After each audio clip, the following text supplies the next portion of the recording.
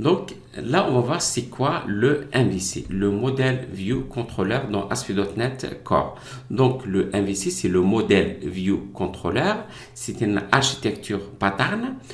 Donc l'objectif, c'est séparer des couches. Donc le contrôleur, c'est lui qui reçoit les requêtes. Et après, il va appeler le modèle pour récupérer les données. Et puis le view, c'est le template HTML pour afficher les informations.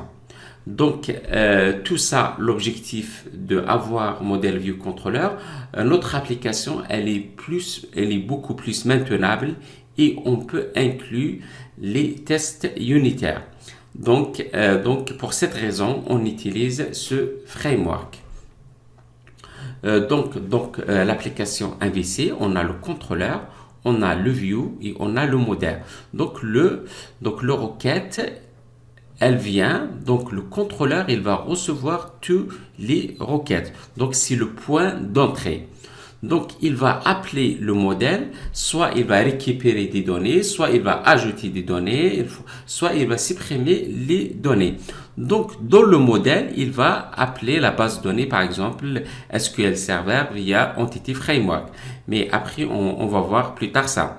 Donc, une fois qu'il récupère les données, il va définir quel view, c'est-à-dire quel template qu'on va afficher les données. Et justement, la view, elle va récupérer les données depuis le modèle pour l'afficher sous forme de HTML et CSS. Donc, c'est ça le grand principe de MVC.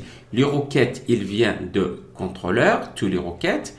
Le contrôleur, il va switcher, il va récupérer les données, il va définir quel view et après, il va donner les modèles, les données vers le view pour qu'ils soient affichés chez l'utilisateur final.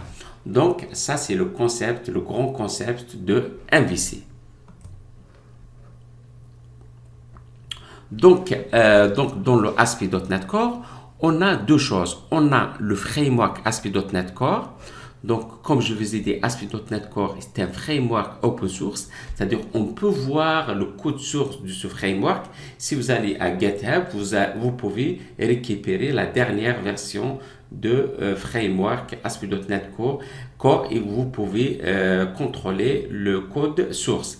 Donc, l'objectif, c'est pour construire des applications modernes.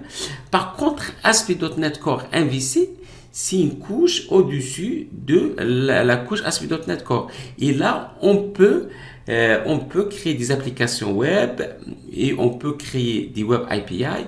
Et là, on peut utiliser le Razor Page Framework. Donc, il faut distinguer entre deux choses, le ASP.NET Core et le ASP.NET Core MVC.